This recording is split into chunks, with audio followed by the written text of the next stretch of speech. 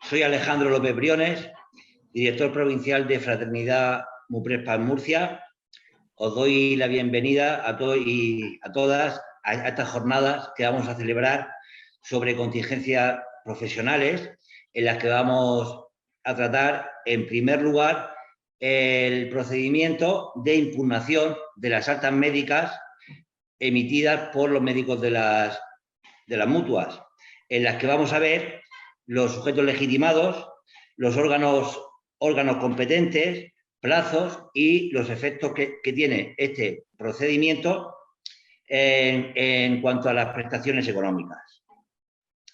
En segundo lugar, vamos a ver el procedimiento de determinación de contingencia, tanto en vía administrativa como en vía judicial. De igual manera, veremos los sujetos legitimados, los órganos competentes, plazos y sus efectos durante su tramitación. Y para terminar, hablaremos de la unidad de seguimiento de sospechas de enfermedades profesionales. Es una unidad que es específica de Murcia, se ha creado por la inspección médica y tiene como finalidad detectar aquellas patologías de trabajadores o trabajadoras que están siendo tratados por el Servicio Público de Salud y existe una sospecha de que pueda tener un origen profesional y, por tanto, de calificarse como enfermedad profesional. Esta jornada, por lo menos para mí, es importante, es muy importante, porque afecta, por supuesto, directamente a las mutuas, pero también afecta a las empresas y, por tanto, a las asesorías.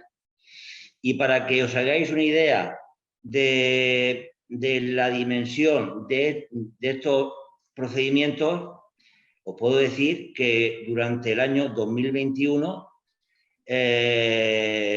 Fraternidad Muprespa en Murcia ha sido parte en 168 procedimientos de determinación de contingencia, en 78 procedimientos iniciados por la USEP y en 95 procedimientos de impugnación de alta. Es bastante importante, es una tanto por su cuantía como por sus consecuencias. Bueno, pues para hablarnos de todo esto, contamos con Ana Lorenzo, abogada de la Mutua, coordinadora de prestaciones a nivel nacional, con mucha experiencia en los juzgados, porque representa a la Mutua, y con un gran conocimiento del que yo puedo dar fe, porque cada vez que he tenido alguna duda he acudido a ella y siempre me lo ha resuelto rápido y con muchísimos conocimientos. Y sobre todo, y lo que se agradece es que es eminentemente práctica, que eso es lo que nos interesa a todos. Antes de darle paso, me vais a permitir recordaros que esta grabación, que esta jornada está siendo grabada, que podéis formular vuestras preguntas a través del chat o las contestaremos después de la exposición de Ana, y si no nos diera tiempo, pues las vamos a contestar por correo electrónico. Y por último, cuando finalice la jornada, vais a ver que aparecerá en la pantalla un cuestionario. Es muy importante para nosotros que lo rellenéis, porque nos ayuda mucho a mejorar estas jornadas y también a centrarlas en aquello que es de mayor interés para vosotros. Muchas gracias y le paso la palabra a Ana. Gracias, Ana. Gracias. Muchísimas gracias, Alejandro, por tu confianza y desde luego por tus palabras. Y desde luego muchísimas gracias también a los compañeros y a todos los asesores que nos están viendo. Bueno, en primer lugar,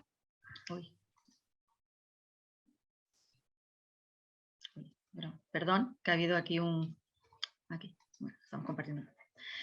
En primer lugar, como ha dicho Alejandro, esta webinar se centra en dos procedimientos administrativos tremendamente complejos que atesoran cada uno de ellos normativa específica que, dado los números que nos ha comentado, son más habituales de los que nos pensamos y están tremendamente diferenciados el uno del otro.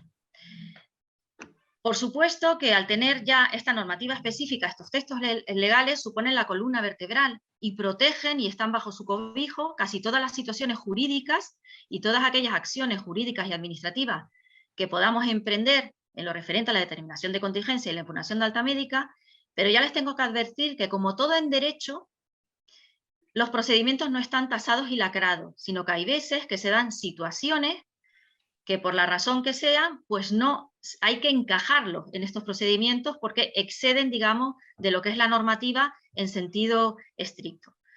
Bueno, lo primero y lo más importante, bajo mi punto de vista, vamos a hablar de situarnos un poco en lo que es la prestación de incapacidad temporal, porque es una prestación que todos conocemos, que tenemos quizá un poco olvidada, pero que es una prestación tremendamente compleja. ¿Por qué? Porque es una prestación muy larga, se puede demorar hasta 730 días e incluso más de 730 días. ¿Por qué? Porque puede que haya resoluciones administrativas o resoluciones jurídicas por medio que te hagan prolongar esta situación, porque se han excedido por las razones que sean, porque se hayan superpuesto unas por otras, e incluso se llega a calificar y abonar a trabajadores procesos de incapacidad temporal superiores a esos 730 días, con lo cual estamos incumpliendo la norma, esa causa legal de extinción que ya está expuesta, ¿no? Entonces, es un proceso tremendamente largo donde van cambiando, el trabajador apenas se da cuenta, porque el trabajador simplemente percibe, si no hay una impugnación de alta médica por medio, percibe esa prestación de incapacidad temporal prácticamente homogénea a lo largo de todo su proceso, pero las personas jurídicas que estamos detrás, como son el INS, como puede ser la empresa, y como somos las mutuas colaboradas con la Seguridad Social, sí que vamos percibiendo esos cambios y vemos cómo estos procesos van cambiando de tutela. En concreto, ¿a qué me refiero? Bueno, pues lo que es la incapacidad temporal pura y dura es la incapacidad que va desde el primer día de baja hasta los 365 días. Esa es la incapacidad temporal que la mutua, estamos hablando de contingencias profesionales, ¿no? La mutua es la responsable sanitaria y puede tomar cualquier decisión desde el punto de vista sanitario. Estas decisiones ya pueden ser una impugnación, una alta médica, una emisión de alta médica o iniciar un expediente de incapacidad permanente, porque emitimos una alta médica con propuesta de incapacidad permanente, ¿no? En este caso, el abono de la prestación le corresponde a la empresa empleadora por medio de pago delegado y además tiene que pagar las cotizaciones. Las cotizaciones, es la responsable de ese pago de las cotizaciones. Estas cotizaciones, ya sea la cuota patronal como la cuota obrera. ¿Qué pasa a partir del 365 días? Que ya es responsable el INS. El INS es el que va a mandar y es el que decide si efectivamente este trabajador o se prorroga la IT o se emite la alta médica.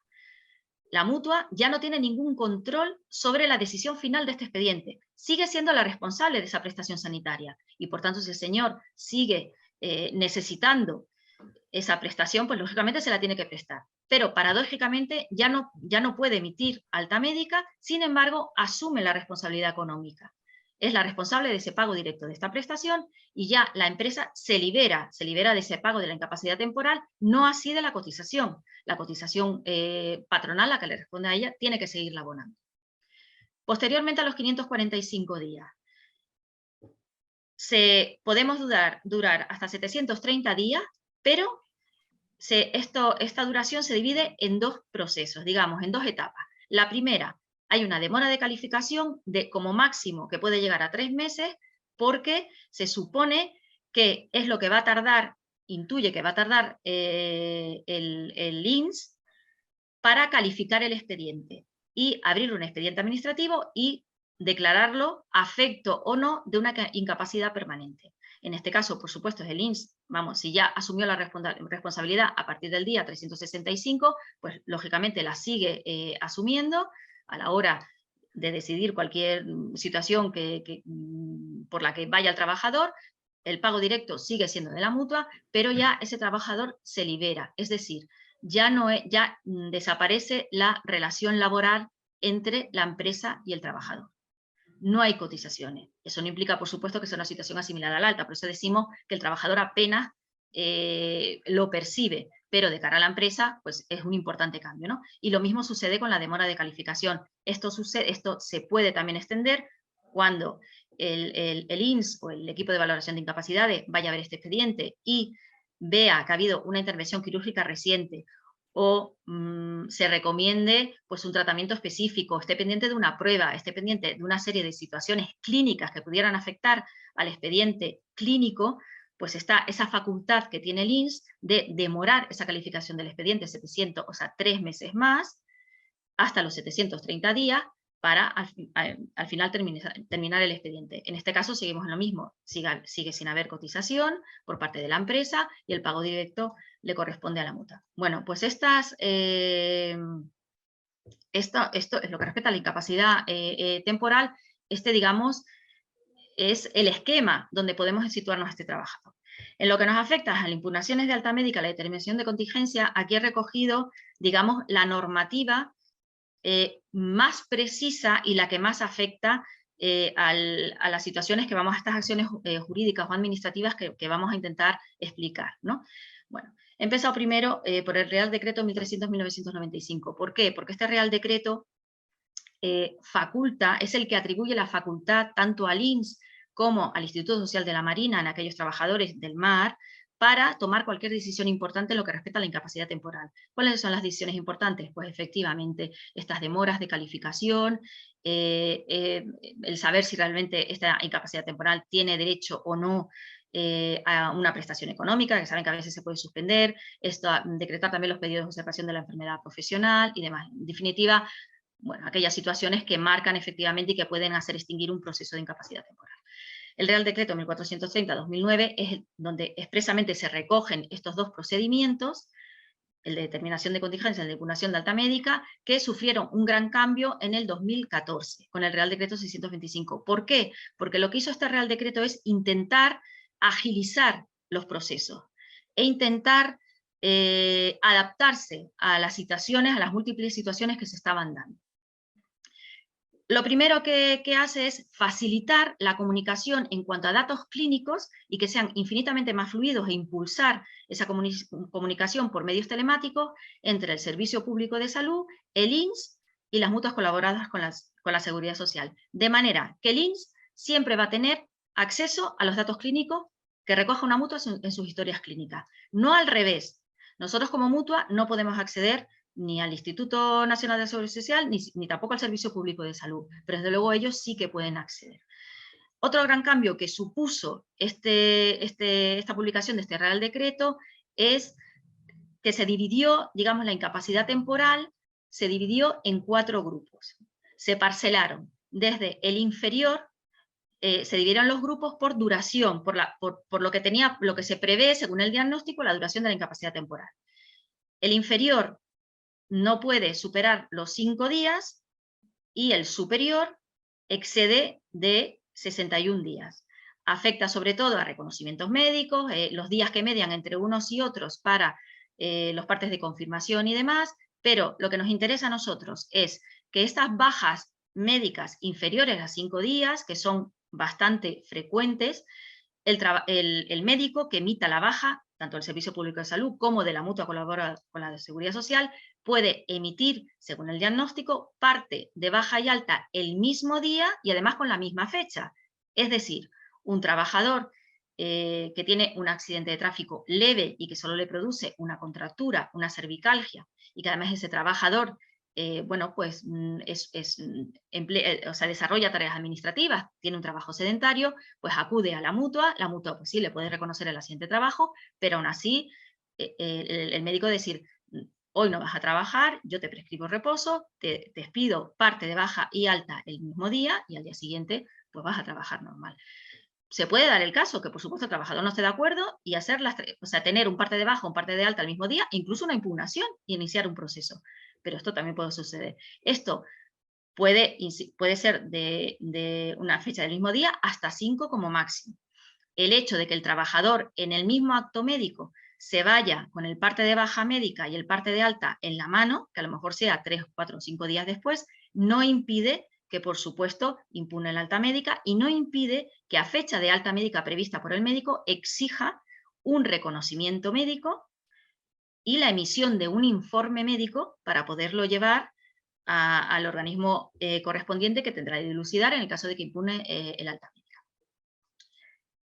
Vamos ya a lo que es a proceder a explicar lo que es el procedimiento de impugnación de alta médica, que como ha dicho Alejandro, pues hay bastantes procesos solo en Murcia, o sea, imagínense a lo largo de todo el territorio nacional. Bueno, pues el Real Decreto 1430 en 2009 distingue dos procesos. La impugnación de contingencia frente al Instituto Nacional de la Seguridad Social, que insistimos es a partir del día hace 365 días, frente a la impugnación de alta médica que haya emitido una mutua colaboradora con la Seguridad Social. Y esta tiene que ser siempre como máximo hasta el día 364. Puntualizar también que solo puede ser el trabajador o el representante legal el que tenga que, o sea, la persona acreditada para realizar esta impugnación. ¿Ante quién? Pues ante la entidad gestora competente. La entidad gestora competente solo es el Instituto Nacional de la Seguridad Social o el Instituto Social de la Marina. Hay que decir una cosa, desde el momento que se emita el alta médica, hay un efecto inmediato, que es que se extingue la prestación de incapacidad temporal. Eso no implica que se perciba asistencia sanitaria y que se perciba, pues eso, rehabilitación y que se perciba también, bueno, pues otro tipo de pruebas y demás. El alta médica se puede emitir por curación o por mejoría que permite realizar su trabajo habitual.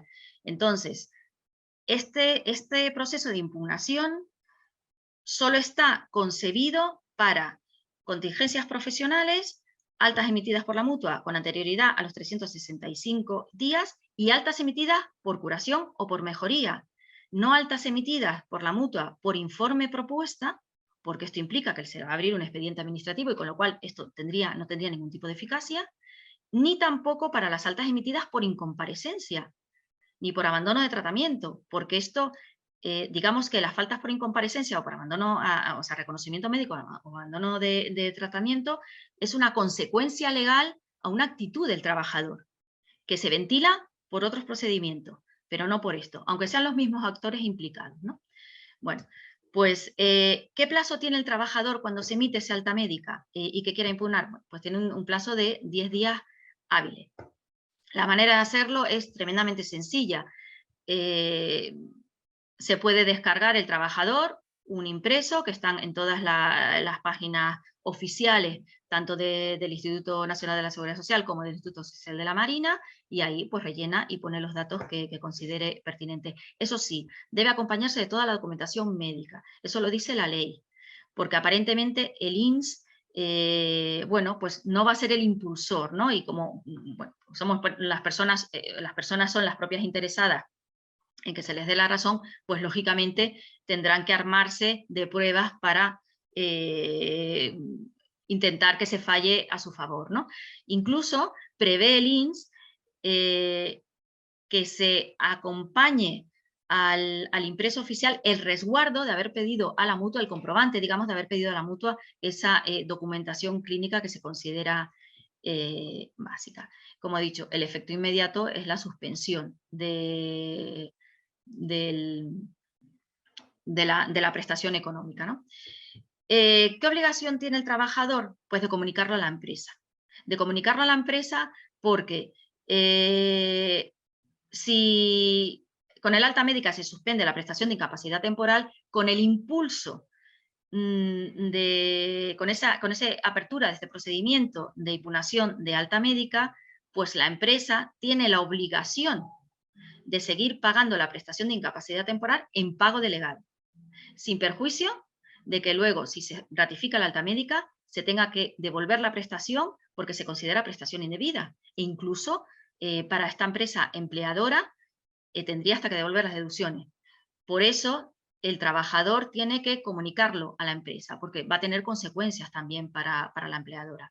Lógicamente, por las vueltas que se pueden llegar a dar con estas situaciones, pues está catalogado este procedimiento de procedimiento preferente y urgente. Entonces, en teoría, se le da bastante celeridad por parte del Instituto Nacional de la Seguridad Social. La experiencia nos dice que hay de todo, o sea, que hay direcciones provinciales que van pues mucho más lentas que otras y demás. Más o menos, no sé, me corregirá Alejandro, yo creo que suelen resolver en un mes lo que es la región de Murcia, pero vamos, se intenta, la norma dice que debe ser preferente. Bueno, seguimos. Y esto es en cuanto a los requisitos. Ahora vamos a lo que son el procedimiento en sí, ¿no? ¿En qué consiste? Bueno, pues el Instituto Nacional de la Seguridad Social o el Instituto Social de la Marina, ¿a quién debe comunicar? ¿A quién se dirige? Pues se dirige a la mutua colaboradora con la Seguridad Social o a la empresa, pero no a la empresa empleadora. Aquí se refiere a la empresa colaboradora, si es una empresa que es autoaseguradora, que le llamamos, ¿no? Que es la responsable de la incapacidad temporal porque la ha asumido, no en régimen de pago delegado. El Instituto Social de la Marina lo que hace es, perdón, los dos, ambos entidades competentes, pone la ley que tiene en 2 días hábiles nada más, nada más notificarse e impulsarse ese expediente de impugnación de alta médica, tienen que notificarlo a la empresa, y esta vez a la empresa empleadora. ¿Por qué?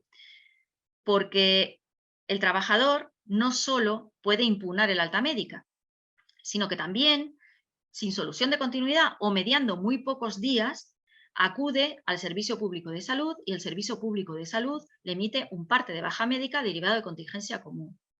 La empresa es la primera que tiene esa información. Entonces, como es la primera que tiene esa información, lo tiene que notificar a la entidad competente que le toque resolver este expediente. ¿Por qué? Porque lo va a tener en cuenta a la hora de resolver. Primero, por la información clínica y segundo, por las consecuencias legales que pudiera tener. Esto en 2 días hábiles, que es lo que está puesto en las normas. No se dice en cuánto tiene que comunicar la entidad competente a la mutua colaboradora con la Seguridad Social. Lo cierto es que se tiene que dirigir y se tiene que dirigir solicitándole todos los informes y todo, digamos, la historia clínica que avale la decisión que ha tomado esa mutua. Y la mutua tiene que responder en 4 días hábiles. Y es más, la ley menciona expresamente que estos 4 días hábiles son improrrogables. Si bien todo lo que ven aquí, que hemos puesto en esta diapositiva, que habla de 2 días hábiles, 15 días hábiles, sabemos que luego, digamos, hay una actitud laxa respecto al cumplimiento de estos días, dado el volumen de trabajo, la organización o lo que fuera. En cuanto a los 4 días hábiles de contestación de la mutua, ahí sí que son muy exigentes. Y lo que no se digan 4 días hábiles improrrogables no se va a admitir. Bueno, pues una vez aportado toda la historia clínica por parte de la mutua colaboradora, la entidad competente, la norma pone que tiene 15 días hábiles para resolver y decidir si efectivamente la impugnación, el alta ha sido competente o no es competente.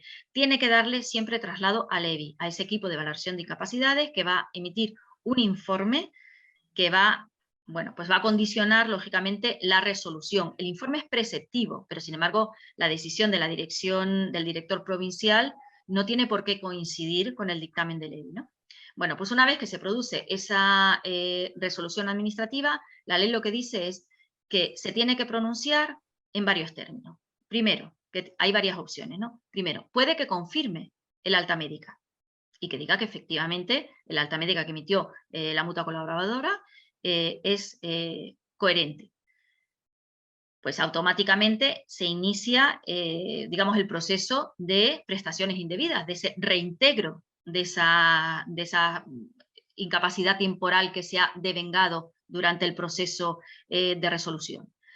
Puede que no, que diga que efectivamente no, que se prolongan los efectos de la incapacidad temporal y que, bueno, que se mantenga en incapacidad temporal hasta que pues, el trabajador considere la mutua y se considere clínicamente porque hay posibilidades de mejoría. Tercero, se puede pronunciar sobre la determinación de contingencia.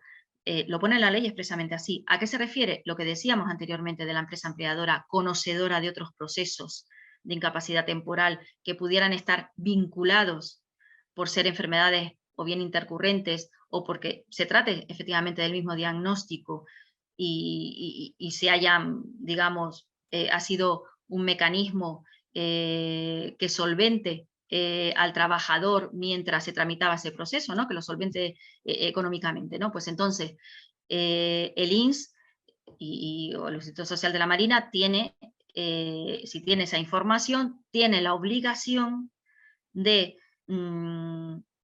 digamos, decidir sobre esos procesos posteriores que pudieran sentirse vinculados.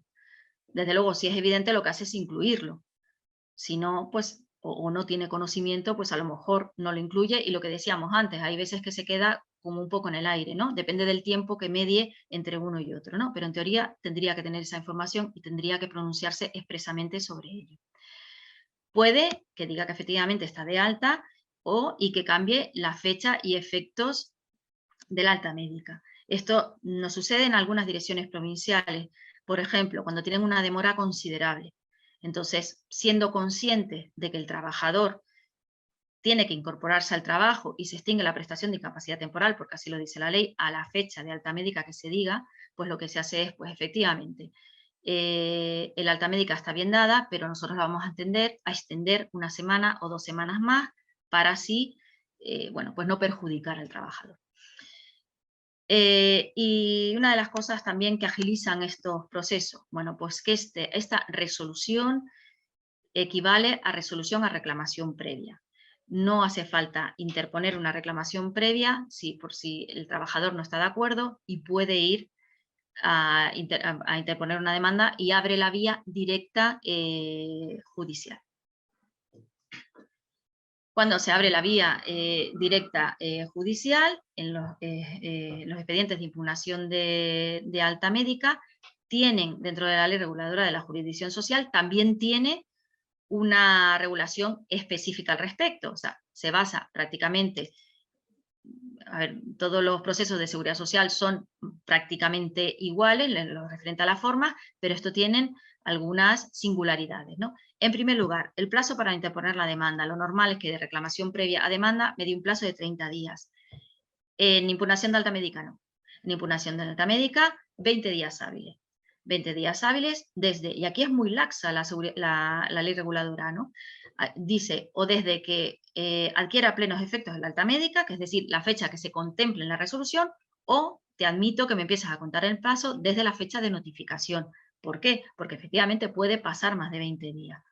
Lo que sí son 20 días, no son 30, que a veces al principio, hasta que nos logramos adaptar, teníamos como cierta confusión, ¿no?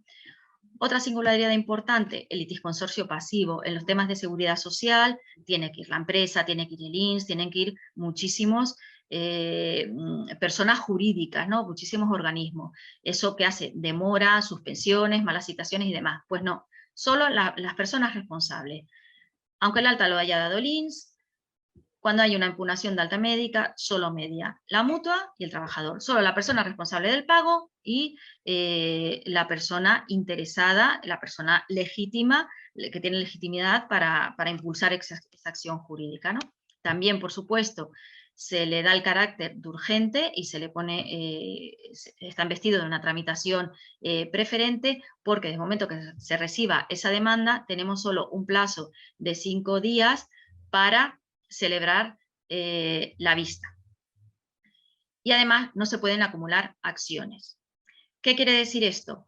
que un trabajador no puede utilizar la demanda para la impugnación de alta médica para a su vez decir, no, y es que encima no estoy de acuerdo con la base reguladora. Es que además yo creo que no me han metido, o sea, solo han considerado como accidente de trabajo la lesión en el dedo y a mí además me duele el cuello. No, solo se va a ventilar lo que es la impugnación de alta médica pura y dura, nada más. Tenemos que decir también que estos 5 días sí se suele cumplir por parte de los juzgados, porque además ya sabemos que las personas jurídicas ponen la norma procesal, que el tiempo que tiene que mediar entre la notificación de una citación hasta la fecha de la vista en las personas jurídicas no puede ser inferior a 15 días. Sin embargo, aquí hablamos de 5 y a veces nos encontramos con impugnaciones de alta médica donde tenemos un juicio a 2 días vistas, a 3 días vistas. ¿Qué pasa? Que se va a resolver, se va a plantear una situación anterior, con lo cual no hay que llevar nada nuevo, sino simplemente hay que justificar por qué 15 días antes, un mes antes, el tiempo que fuera, se emitió la alta médica. Entonces tampoco se considera que se incurra en indefensión por parte de, en este caso generalmente las demandadas somos las mutuas colaboradoras, porque se entiende que todo lo que tienes, pues ya lo tienes de antes, ¿no? Respecto a la sentencia se debe dictar en el plazo de 3 días y no cabe recurso. ¿Qué quiere decir esto? Que nos jugamos todo a una carta. En ese juicio se tiene o bien que llevar el perito médico, afianzar todas y cada una de las decisiones que se vayan a tomar, ¿no? Porque no cabe recurso, sencillamente, y no solo no cabe recurso, sino que se va a reflejar como hechos probados y esos hechos probados no son inamovibles, o sea, son inamovibles. Con lo cual, tanto por parte de los trabajadores como por parte de las mutuas, pues tenemos que tener muy claro lo que se va a decir y cómo lo vamos a decir, ¿no? Como hemos dicho antes, la sentencia también se pone expresamente que no se va a pronunciar sobre otros procesos. Y esto es muy importante saberlo y tenerlo en cuenta. ¿Por qué? Porque como solo se puede pronunciar sobre el alta médica, la procedencia o la improcedencia del alta médica puede que efectivamente, no 4 días después, pero sí un mes después o 2 meses después, haya un proceso de incapacidad temporal derivado de contingencia común, que no se tuvo en cuenta mientras se ventilaba la impugnación de alta médica, por las razones que fuera, incluso porque ya fuera posterior y ya estuviera avanzado el procedimiento. ¿Qué pasa? Que nosotros cuando llegamos al juicio, porque lo que tiene muy claro, lo que pone muy claro y muy específico la ley es que la resolución judicial va a decir que se estima la alta médica indebida, o sea, estima la improcedencia de la alta médica hasta que no concurra y que deberá permanecer en esa situación hasta que no concurra una causa legal de extinción. ¿Cuál es la causa legal de extinción? Pues un tope. ¿Un tope por qué? Porque haya otra nueva alta médica, otra nueva baja médica, etc. Entonces, nos ha pasado de impugnaciones de alta médica que se ganan por parte de los trabajadores en una resolución judicial que tienen otro proceso 3 meses posterior, 2 meses posterior de incapacidad temporal derivada de enfermedad común y dicen que como se les estima el alta médica, pues claro, el otro automáticamente se anula y eso no es así. Eso no es así, porque ha mediado un tiempo más que suficiente. Había solución de continuidad. Y esa sentencia solo vale como mucho para el tope del anterior. Si lo que realmente pretendías era que también se te vinculara al otro, pues ese era otro procedimiento y a lo mejor se tenía que haber hecho, ¿no? Pues de otra manera. Bueno, y esto en cuanto a las impugnaciones de contingencia. Imputaciones de alta médica. En segundo lugar, vamos a lo que es la otra pata de esta exposición, que vamos a hablar del procedimiento administrativo de determinación de contingencia. También es específico, viene también en el 1400 del 2009. ¿Y qué es lo que nos dice? Bueno, ¿quién es el competente? Esta vez, por supuesto, se amplía. ¿Quién puede plantear una determinación de contingencia? Bueno, pues lo que pueden plantear tanto el Instituto Nacional de la Seguridad Social como el Instituto Social de la Marina, o bien de propio oficio, o bien porque haya habido una inspección de trabajo donde se diga pues, que hay una relación laboral y además ha habido un accidente, donde pues, a lo mejor la mutua, no sé, haya rechazado un accidente de trabajo por imprudencia temeraria y efectivamente la inspección de trabajo diga que no hay una imprudencia temeraria, que es una imprudencia profesional y que además ha habido una dejación de funciones, de vigilancia y demás por parte de la empleadora. Con lo cual, bueno, pues por los motivos que sea, por las razones que sea, tanto las entidades competentes pueden iniciar esa determinación de contingencia. Por supuesto, lo puede hacer el trabajador, lo podemos hacer las mutuas colaboradoras con la Seguridad Social y también las empresas colaboradoras. Insisto, no las empresas empleadoras. No sabemos por qué. Porque a lo mejor en accidente de trabajo no les afecta tanto, pero en enfermedades profesionales sí que les puede afectar.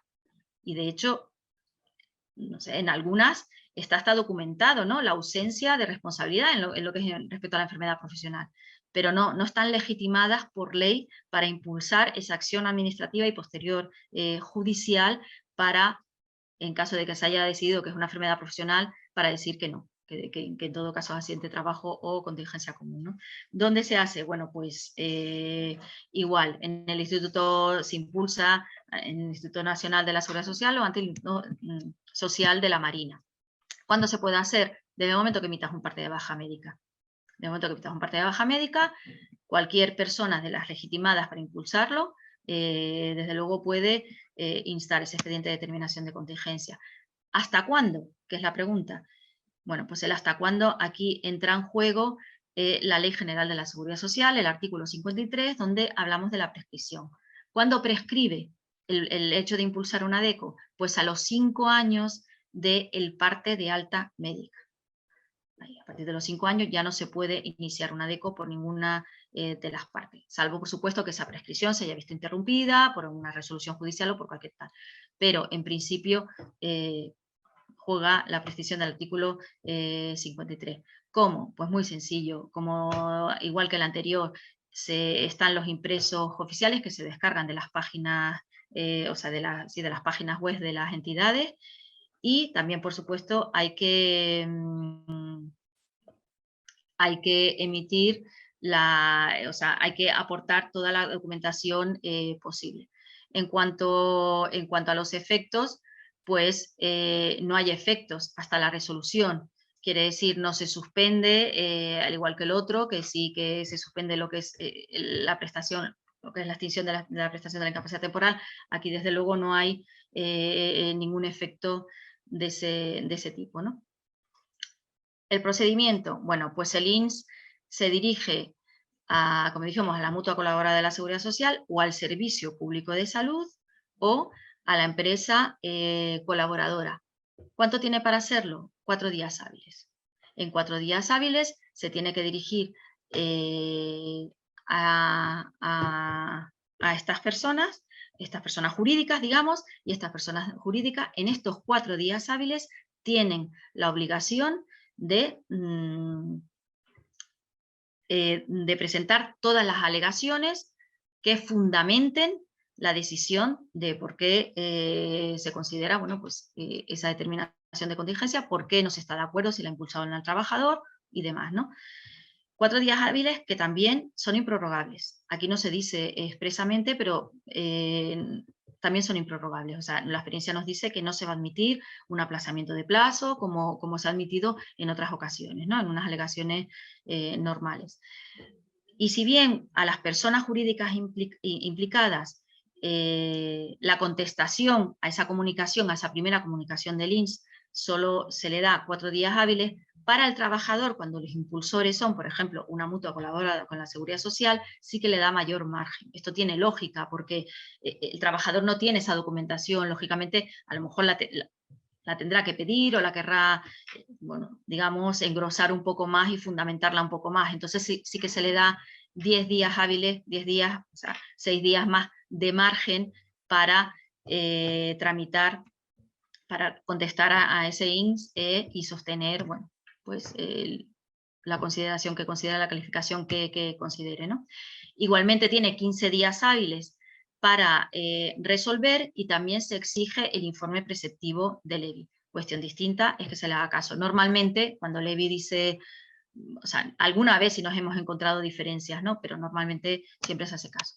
La resolución, bueno, pues la resolución también puede tener varias contestaciones, pero se exige que se pronuncie efectivamente sobre la determinación de contingencia, si es común o sea profesional, los efectos de esa determinación de contingencia cuando coincidan varios procesos de incapacidad temporal, cuando coincidan también concurrencia de patologías, es decir, un trabajador tiene, bueno, pues ha tenido una fractura o ha tenido pues una epicondilitis o lo que sea y ya está en fase de recuperación, simplemente pues ya está en rehabilitación, ya está a punto de emitirse la alta médica. Y de repente pues tiene un ictus, tiene otra patología de contingencia común. Bueno, pues depende de la situación en la que se encuentre del primer proceso, pero lo que nos dice la ley es que marca la incapacidad temporal, la contingencia de la incapacidad temporal, la patología que más justifique la incapacidad temporal. Entonces, lógicamente, si es que nos ha pasado, ¿no? O sea, si de repente una persona está en un proceso curativo por un accidente de trabajo y se le diagnostica de cáncer, pues habrá que darle el alta por accidente de trabajo, ¿no? Para someterse a esa incapacidad temporal de de contingencia común y someterse a esos tratamientos, ¿no? que dan otras instituciones. Bueno, pues a lo mejor en estos ejemplos que estoy poniendo pues son muy claros, pero hay otros que no, que dicen hasta qué punto es más importante pues tu cólico nefrítico que la pierna, hasta qué punto es más importante tu depresión, tu lumbalgia de un dedo. Bueno, pues entonces cuando se solapen y cuando haya discusión sobre qué se considera cuadro clínico que integra, o sea, el cuadro clínico hay que verlo de manera integrada, pero lógicamente concurren patologías de una o dos procedencias, ¿no? Entonces, ahí también tiene la obligación, en principio así está prescrito, tiene la obligación el INS de pronunciarse efectivamente por estas patologías. Y lo que estamos viendo es, como consecuencia de accidente de trabajo, X, como consecuencia de enfermedad común tiene X, y al final decide. Y al final pone la calificación, ya sea accidente de trabajo o ya sea enfermedad común. También se tiene que pronunciar respecto del sujeto responsable del pago. Aquí, ¿por qué? Porque puede pasar también la concurrencia de varias mutuas. Puede pasar que consideremos que es en un principio contingencia común y que se aísle del procedimiento anterior y que hayan pasado 4 o 5 meses y que se esté ventilando ese segundo proceso por contingencia común. Y que además, entre medias, haya habido un cambio de mutua. ¿Qué decide el INS? Y si encima la mutua es digamos, la pagadora de esa contingencia, de esa prestación económica derivada de contingencia común, pues lógicamente está integrada. ¿Qué puede llegar a decir el INS? No, este segundo proceso deriva de accidente de trabajo. Y además es recaída, porque la recaída tiene que ser inferior a 6 meses. Es un periodo de 6 meses entre un proceso y otro. Entonces se entiende unido. La recidiva es superior a 6 meses. Entonces te dice, además es recaída. Y como es recaída y va unido al proceso anterior, pues incluso la responsable económica no es la mutua actual que está pagando esta prestación económica por contingencia común, sino es la mutua primigenia del accidente de trabajo. Bueno, pues estas cosas se tiene que pronunciar, ¿no? Y efectivamente la resolución, al igual que la anterior, la resolución a la reclamación previa, o sea, la resolución tiene carácter de resolución a reclamación previa y por tanto también vamos directamente, en el caso de que se siga la acción judicial, pues se va directamente a demanda. Y aquí, bueno, pues si bien hay algunas particularidades, no se regula tan específicamente como el proceso de impugnación alta médica. Aquí ya no hay 20 días, aquí ya hay 30 días para interponer la demanda. Aquí estamos en el plazo normal. El litisconsorcio pasivo necesario, todas las empresas que pudieran estar vinculadas. Trabajador, INS y tesorería, las mutuas colaboradoras de la Seguridad Social y la empresa. Es recurrible en suplicación, aquí no nos jugamos nada a una carta y por supuesto también se puede aprovechar y se pueden ya acumular las acciones, ¿no? Y decir, bueno, pues que además hay, pues eso, una infracotización. Es que además, no sé, todo lo que se estime pertinente y que, por supuesto, condicione, porque ya la pronunciación, esa resolución judicial, ese fallo jurídico, no va a decir efectivamente este proceso termina, deriva de enfermedad común o accidente de trabajo, sino que va a decir que deriva de accidente de trabajo en el caso de que se estime, si lo persigue el trabajador, que además se condena a la mutua X o a la persona que fuera a pagar conforme a la base reguladora y durante el plazo pues establecido. Si ya ese periodo está terminado, pues se acota, o si está abierto, bueno, pues hasta hay una causa legal de extinción, con lo cual es mucho más extenso y, bueno, pues no difiere en mayoría de cualquier procedimiento de seguridad social. Lo que sí es importante, porque nos hemos encontrado, es concienciarnos un poco de lo que se diga en demanda, aunque no haya reclamación previa, en el impreso de solicitud de la determinación de contingencia, que sería como una reclamación previa, por decirlo de alguna manera, eso sí que es vinculante para la demanda. Es decir, si a mí un trabajador estima que la baja por contingencia común no deriva de contingencia común, sino que deriva de enfermedad profesional, y ya sabemos que la enfermedad profesional bueno, pues se rige por su propio Real Decreto y tiene que estar contenida tanta profesión como patología dentro de ese listado de enfermedades profesionales. Luego, no me puede decir una demanda que no es una enfermedad profesional, sino que es una enfermedad del trabajo y que ya sería pues un accidente de trabajo. ¿Por qué? Porque ese proceso es vinculante y no se puede, aunque no haya reclamación previa, pero sí se puede solventar en lo que es en el impreso. No se puede ejercitar una acción diferente al proceso previo y que además se puede desmarcar, ¿no?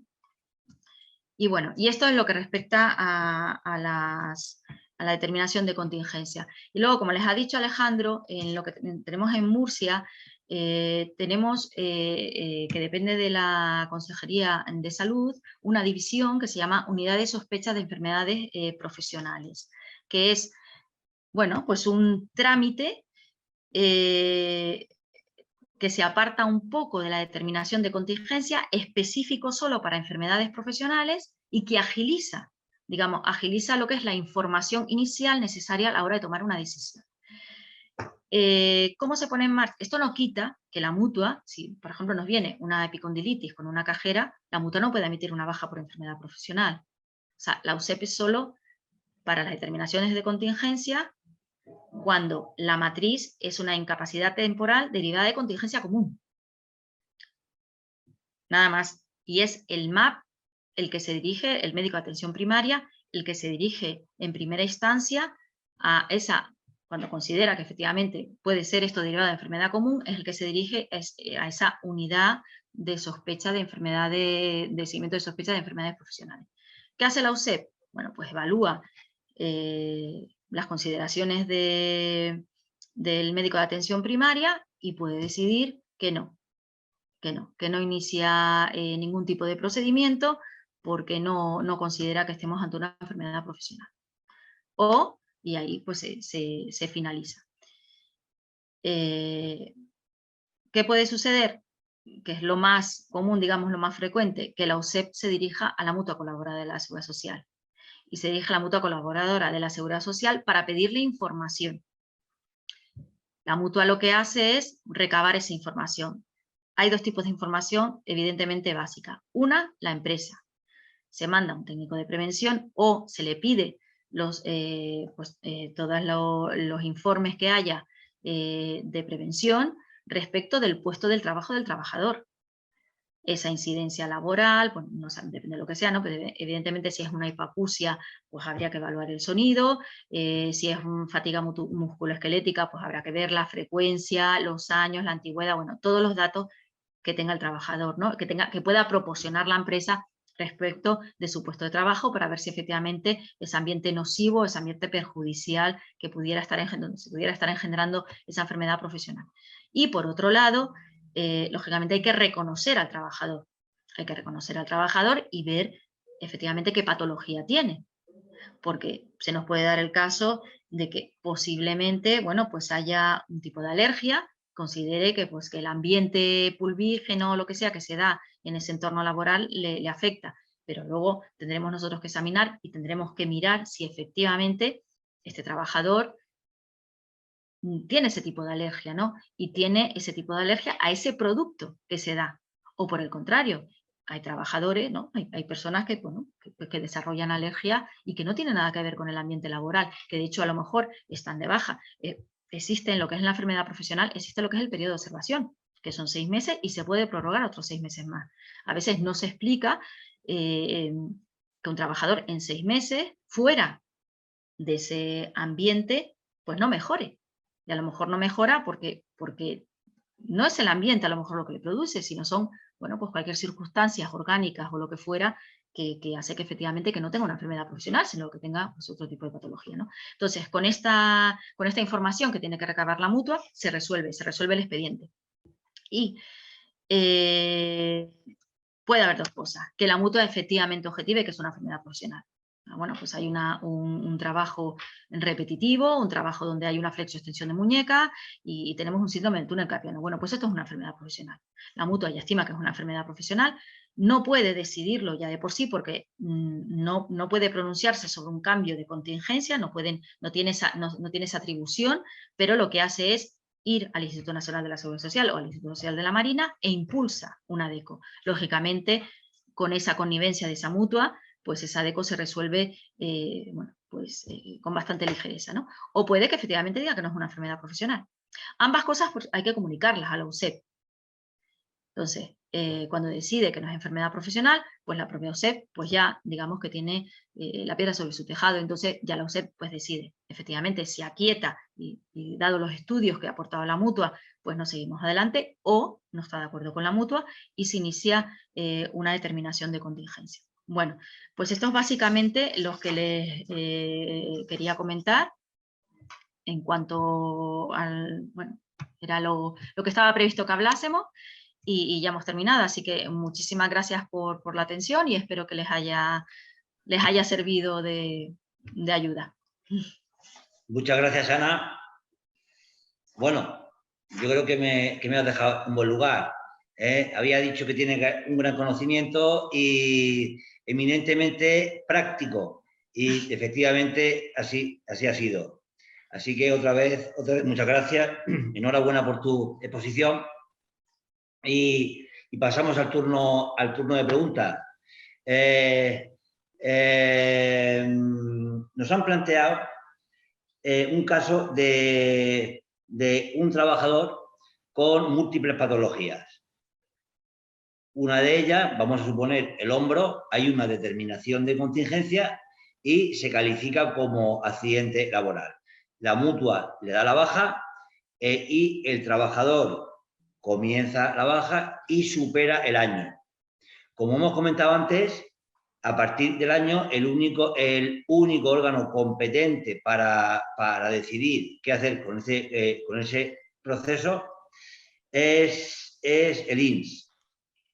Y una vez transcurrido ese año, la mutua, el trabajador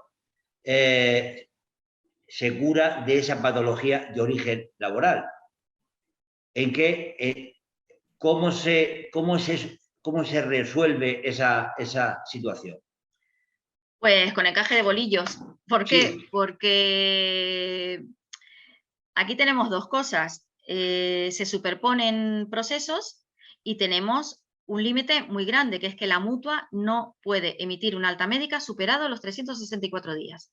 Hasta el 364 es soberana a la hora de tomar una decisión, pero después de los 365, o sea, cuando se alcanza el 365 días, es el INS. Entonces, aunque tengamos muy claro que sea evidente que ya está curado de la patología por accidente de trabajo, pues no, lo tendrá que dar el INS o el Servicio Público de Salud en su caso, pero nunca la mutua. La mutua a partir de los 360, o sea, en el 365 días en adelante no puede. ¿Qué pasa? Que lo puede impulsar, Lógicamente, la comunicación con el INS es constante, la comunicación con la inspección médica también es constante. Entonces vamos a intentar no prolongar demasiado los procesos, porque no tienen ningún sentido, ¿no? Pero bueno, pero tiene atadas las manos. Y esa nueva baja computaría como un inicio de un proceso desde 0 días o computaría dentro del proceso de contingencia profesional finalizado que ha tenido una duración superior a 12 meses. Normalmente no. Normalmente al haber muy poca solución de continuidad, o sea, es que es inmediato, además, aunque los diagnósticos probablemente sean diferentes, sí están vinculados. Entonces, probablemente en la historia clínica se pueda incluir, o sea, se pueda ver que efectivamente el trabajador, nosotros ha tenido una lumbalgia y que ahora lo que tiene es depresión, que es, bueno, pues sería un caso así, pues bueno, puede decir, bueno, es que también el accidente le podía haber, no sé, ocasionado, o sea, generalmente se vincula, se hace lo posible para vincularlo, salvo que sean diagnósticos claramente diferenciados. Y desde luego, si han mediado menos de 6 meses, siempre se van a unir. Siempre porque interesa, bueno, porque interesa no, sino porque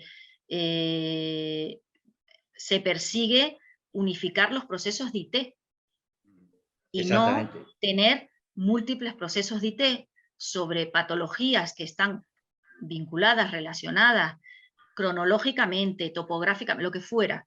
Entonces se intenta, bueno, pues acotar procesos lo más posible, ¿no? Vale, eso ayuda mucho en que el EBI cuando hace una valoración global, no solo de esa patología laboral, sino de todas las patologías que puedan concurrir en el trabajador o en la trabajadora. Sí.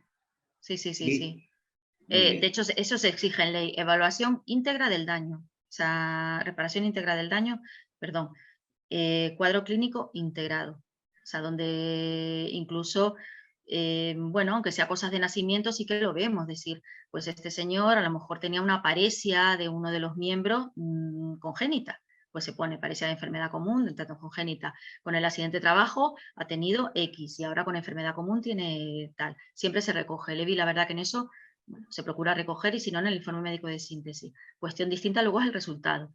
Y que se diga, bueno, pues a pesar de tener el miembro superior, bueno, pues ya ha disminuido desde hace muchísimo tiempo y además, pues no sé, otro tipo de patología, bueno, pues como se rompió una pierna y la fractura no ha consolidado ya una pseudoartrosis, pues lo que marca es la pseudoartrosis, porque él podía trabajar y podía tener una vida normal hasta que se rompió pues ese fémur o lo que sea.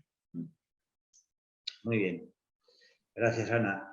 Nos plantean también en aquellos procesos que también superen los 365 días, parece que hay más incertidumbres por los procesos de larga duración. Los que superan el año por contingencia profesional y el INS emite una resolución de alta, ¿el trabajador tiene alguna opción para impugnar ese alta? Sí, claro que la tiene. Lo que no está tan claro es el procedimiento, porque lo que hay en el 1430 divide dos tipos de procedimientos de impugnación de alta médica. Uno, ante la entidad gestora y dos, ante la mutua. O sea, impulsado por la mutua, por alta médica emitido por la mutua y por alta médica emitido por la entidad gestora. ¿Qué pasa? Que por las mutuas colaboradoras lo pone muy claro. Altas médicas emitidas con anterioridad a los 365 días. Con lo cual, una alta médica emitida por la entidad gestora en el día 420 no se puede seguir ese procedimiento, aunque sea contingencia profesional. Entonces, nos vamos al apartado anterior, es el artículo 3, donde te dice la manera de impugnar las altas médicas emitidas por la entidad gestora. Si leemos ese artículo, se adapta más bien a la contingencia común. ¿Por qué? Porque lo que desarrolla es una comunicación con el Servicio Público de Salud. Sin embargo, en una contingencia profesional no tiene sentido ninguno, porque el Servicio Público de Salud no ha intervenido. Entonces, lo que sí se ha consensuado, digamos, lo que está claro es que que el trabajador, para impugnar ese alta médica, son 4 días que tienen de impugnación. Es difícil su desarrollo. ¿Por qué? Porque todavía en 6 meses, o sea, de los 365 a los 545, hay una prolongación de incapacidad temporal. Entonces sí que se puede, ahí sí que se pueden emitir altas médicas. Posteriormente es muy raro que ese alta médica no vaya, luego lo procede después de una resolución administrativa de denegación o de concesión de una incapacidad permanente. Entonces estamos hablando de esos procesos, esas altas médicas que se emitan dentro de los 365 hasta los 545 días. Bueno, pues entonces, ahí lo que está claro es que que a los 4 días hay que recurrirla, que también la resolución solo hay 20 días para presentar una demanda, y entre medios no está tan claro si precisa la interposición de reclamación previa o no. La norma te dice que si es una alta emitida justo en el 365, la norma interpretada, no la norma literal, te dice que si es una alta justo en el 365, no hace falta reclamación previa. Pero si es ya en el 366, sí. ¿Qué hacemos nosotros? Bueno, pues primero mirar el pie de la resolución administrativa, porque obligatoriamente lo tiene que contener. Nosotros lo que entendemos lo importante es que no se pasen los plazos. Entonces, para que no se pasen los plazos, son 4 días para impugnar el alta médica, 11 días, que eso lo dice la ley reguladora de la jurisdicción social, en el caso de que el alta médica, la impugnación de alta médica precise reclamación previa, esta se interpondrá en el plazo de 11 días hábiles. Entonces, 11 días y luego 20 para presentar esa demanda. O sea, que es una asimilación a la disconformidad de alta médica en caso de contingencia común que supere el año de baja, ¿no? Sí, porque esos plazos son 4 y 7, son los que se da son las comunicaciones entre el INS y el Servicio Público de Salud. Entonces, sí, es una analogía, es lo que estamos viendo. Muy bien. También nos han planteado la fecha de efecto del alta médica cuando transcurren los 365 días, otra vez, cuando existe resolución de alta. Y si hay alguna diferencia con la fecha de efecto cuando es por denegación de incapacidad y por resolución del INS. Las dos resoluciones interrumpen la IT. Sí, ambas. Sí, pero lo que me están preguntando es ¿desde qué fecha? ¿Desde que el INS resuelve o desde que el trabajador recibe la resolución? Bueno, siempre es desde la resolución. La norma te dice la resolución. El INS, tenemos resoluciones administrativas donde te dice la resolución. Pero todo eso al final, porque puede en ocasiones el trabajador quedar muy desasistido. ¿Qué sucede? Que ya tenemos sentencias donde nos dicen la notificación. Donde nos están diciendo que el trabajador, porque esto tradicionalmente se solventaba con días de vacaciones. Sí. Para no perjudicar al trabajador, tampoco para no perjudicar a la empresa, y como los días tampoco eran demasiado, no había muchos días que mediasen entre uno y otro, bueno, pues se solventaba con eso. Ahora ya pues sí que ha habido más beligerancia, sí que se ve, porque hay retrasos, bueno, pues considerables. Sí. Entonces, cuando es posterior a los 365 días, como no hay, lo importante es que haya una demora de calificación concedida, digamos. Si hay una demora de calificación concedida, es hasta la fecha de resolución de la denegación de la IP. No hasta la fecha de la notificación. Eso lo ponen las resoluciones administrativas. En otras ocasiones hemos visto comportamientos de INS que te dicen, lo asume la mutua en pago directo. Desde la fecha del alta médica que yo le he dado hasta la fecha de denegación de la IT, lo que hace es asumirlo la mutua, no la empresa. Eso también lo hemos visto. Lo que quiero decir es que no está claro. Vale. La norma tira para la fecha legal de la emisión de la alta médica. La jurisprudencia está, digamos, afianzando hacia la notificación. Pero aún así hay una laguna respecto a esto. No podemos afirmar que sea la fecha de notificación hoy por hoy.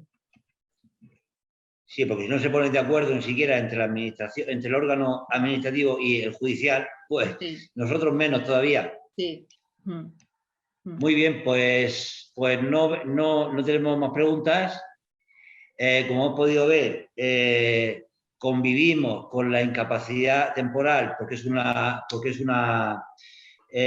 prestación muy común, pero por lo que hemos visto hoy realmente es compleja, es complicada, se divide en periodos temporales, en cada periodo hay un órgano competente y dentro de los periodos pues puede cambiar la calificación de la contingencia.